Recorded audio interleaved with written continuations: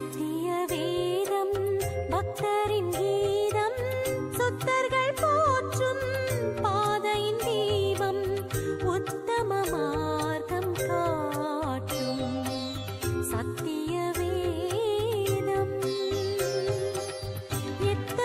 வெளிப்படுத்தின விசேஷம் 7வது அதிகாரம். இவைகளுக்கு பின்பு பூமியின் 4 திசைகளிலும் 4 தூதர்கள் என்று பூமியின் மேலாவது சமுத்திரத்தின் மேலாவது ஒரு மரத்தின் மேலாவது காற்று அடியாதபடிக்கு பூமியின் 4 காற்றுகளையும் பிடித்திருக்க கண்டேன். ஜீவனுள்ள தேவனுடைய முத்திரை கோலையுடைய வேறொரு தூதன் சூரியன் உதிக்கும் திசையிலிருந்து ஏறி வர கண்டேன். அவன் பூமியையும் சமுத்திரத்தையும் சேதப்படுத்துகிறதற்கு அதிகாரம் பெற்ற அந்த 4 தூதரையும் நோக்கி, நாம் நமது தேவனுடைய ஊழியக்கார நெற்றிகளில் முத்திரை போட்டு தீருமளவும் பூமியையும் சமுத்திரத்தையும் மரங்களையும் சேதப்படுத்தாதிருங்கள் என்று மகா சத்தமிட்டு கூப்பிட்டான். முத்திரை போடப்பட்டவர்களின் தொகையை சொல்ல கேட்டேன்.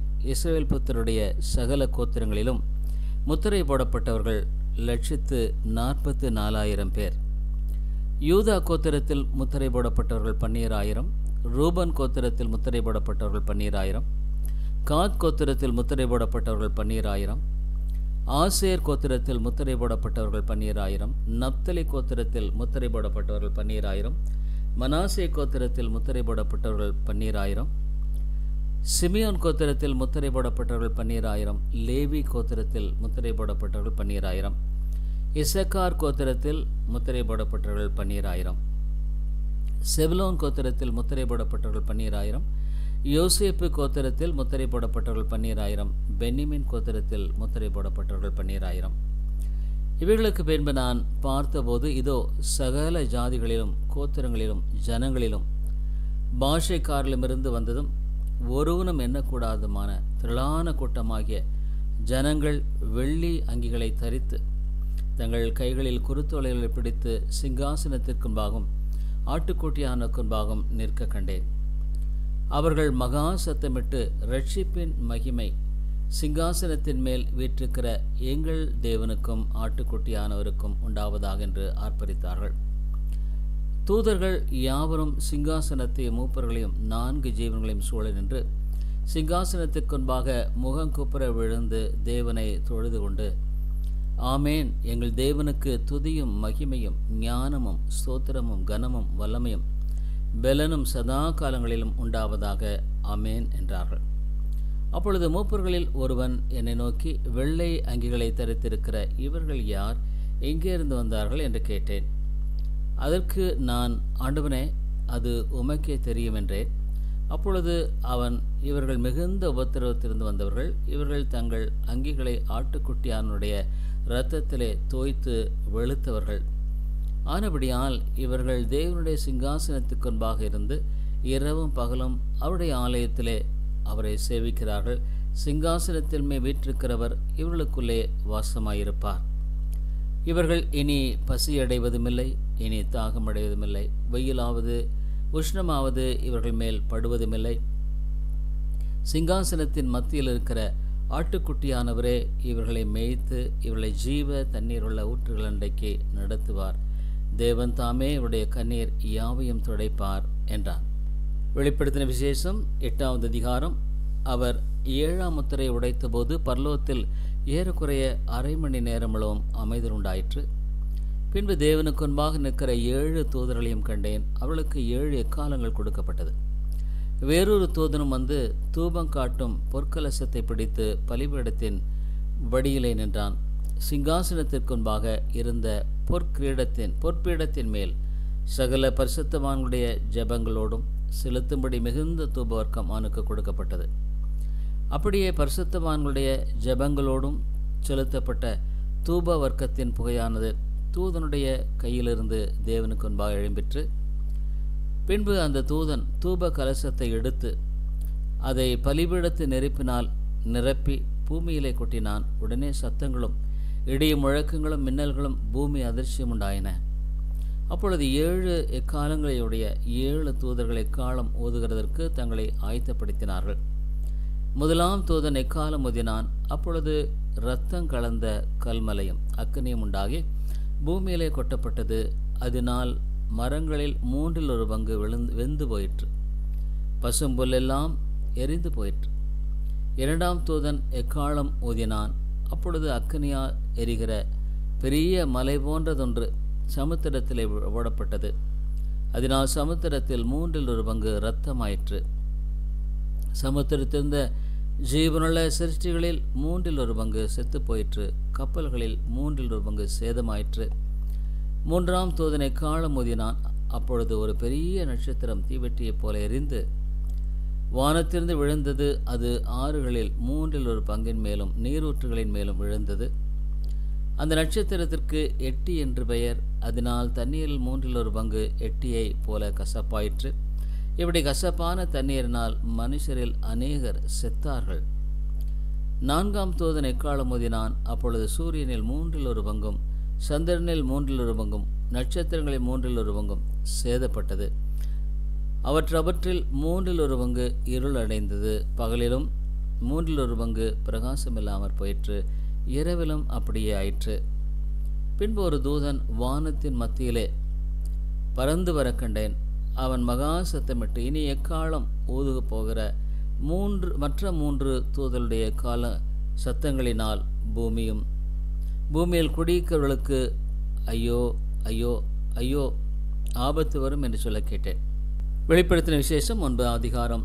5ஆம் தூதன் எக்காளம் ஊதினான். அப்பொழுது வானத்திலிருந்து ஒரு பூமியின் மேல் விழுந்த ஒரு நட்சத்திரத்தை கண்டேன். அவனுக்கு பாதாள குழியின் திறவுகோல் கொடுக்கப்பட்டது. அவன் பாதாள குழியை திறந்தான். உடனே பெருஞ்சூளையின் புகையைப் போல அந்த குழியிலிருந்து புகை எழும்பிற்று. அந்த குழியின் புகையினால் சூரியனும் ஆகாயமும் அந்தகாரப்பட்டது. அந்த புகையிலிருந்து வெட்டுக்கிளிகள் புறப்பட்டு பூமியின் மேல் வந்தது. அவைகளுக்கு பூமியில் உள்ள தேள்களின் வல்லமைக்கொப்பான வல்லமை கொடுக்கப்பட்டது. பூமியின் புல்லையும் பசுமையான எந்த பூண்டையும் எந்த மரத்தையும் சேதப்படுத்தாமல் தங்கள் நெற்றிகளில் தேவனுடைய முத்திரையை தரித்திராத மனுஷரை மாத்திரம் சேதப்படுத்த அவைகளுக்கு உத்தரவு கொடுக்கப்பட்டது. மேலும் அவர்களை கொலை செய்யும்படிக்கு அவைகளுக்கு உத்தரவு கொடுக்கப்படாமல் 5 மாதம் அளவும் அவர்களை வேதனைப்படுத்தும்படிக்கு உத்தரவு கொடுக்கப்பட்டது. அவர்கள் செய்யும் வேதனை தேளானது மனுஷரை கொட்டும்போது உண்டாகும் வேதனையைப் போலிருக்கும். அந்நாட்களில் மனுஷர்கள் சாவை தேடியும் அதை காணாதிருப்பார்கள். சாவு வேண்டுமென்று ஆசைப்படுவார்கள். சாவோர்களுக்கு விலகி ஓடிப்போகும். அந்த வெட்டுகளின் உருவம் யுத்தத்திற்கு ஆயத்தம் பண்ணப்பட்ட குதிரைகளுக்கு ஒப்பாயிருந்தது. அவைகளுடைய தலைகளின் மேல் பொன்மயமான கிரீடம் போன்றவைகள் இருந்தன. அவைகளின் முகங்கள் மனுஷருடைய முகங்கள் போல் இருந்தன. அவைகளுடைய கூந்தல் ஸ்திரீகளுடைய கூந்தல் போல் இருந்தது. அவைகளின் பற்கள் சிங்கங்களின் பற்கள் போல் இருந்தன. இருப்பு கவசங்களைப் போல மார்க்கவசங்கள் அவைகளுக்கு இருந்தன. அவைகளுடைய சிறகுகளின் இரைச்சல் யுத்தத்திற்கு ஓடுகிற அநேகம் குதிரைகள் போன்ற இரதங்களின் இரைச்சலுக்கு ஒப்பாயிருந்தன. அவைகள் தேள்களின் வாள்களுக்கு ஒப்பான வாள்களையும் அந்த வாள்களில் கொடுக்கைகளையும் உடையவைகளாயிருந்தன. அவைகள் 5 மாதம் அளவும் மனுஷரை சேதப்படுத்துவதற்கு அதிகாரம் உடையவர்களாக இருந்தன. அவைகளுக்கு ஒரு ராஜன் உண்டு. அவன் பாதாளத்தின் தேவன். எபிரேய பாஷையிலே அவைகளுக்கு ஒரு ராஜன் உண்டு. அவன் பாதாளத்தின் தூதன். எபிரேய பாஷையிலே அபெத்தோன் என்றும் கிரேக்கு பாஷையிலே அப்பலியோன் என்றும் அவனுக்கு பெயர். முதலாம் ஆபத்து கடந்து போயிற்று. இவைகளுக்கு பின்பு இன்னும் 2 ஆபத்துகள் இதோ வருகிறது. 2 ஆபத்துகள் இதோ வருகிறது. 6ஆம் தூதன் எக்காளம் ஊதினான். அப்பொழுது தேவனுக்கு முன்பாக இருந்த பொற்பீடத்தின் 4 கொம்புகளிலுமிருந்து ஒரு சத்தம் தோன்றி எக்காலத்தை பிடித்திருந்த 6ஆம் தூதனை நோக்கி, ஐப்ராத் என்னும் பெரிய நதி அண்டையிலே கட்டப்பட்டிருக்கிற 4 தூதர்களையும் அவிழ்த்து விடு என்று சொல்ல கேட்டேன். அப்பொழுது மனுஷரில் 1/3 கொல்லும்படிக்கு 1 மணி நேரத்துக்கும் 1 நாளுக்கும் 1 மாதத்திற்கும் 1 வருஷத்திற்கும் ஆயத்தமாக்கப்பட்டிருந்த அந்த 4 தூதர்களும் அவிழ்த்து விடப்பட்டார்கள். குதிரை சேனைகளாகிய இராணுவங்களின் தொகை 20 கோடியாயிருந்தது. அவைகளின் தொகையை சொல்ல கேட்டேன்.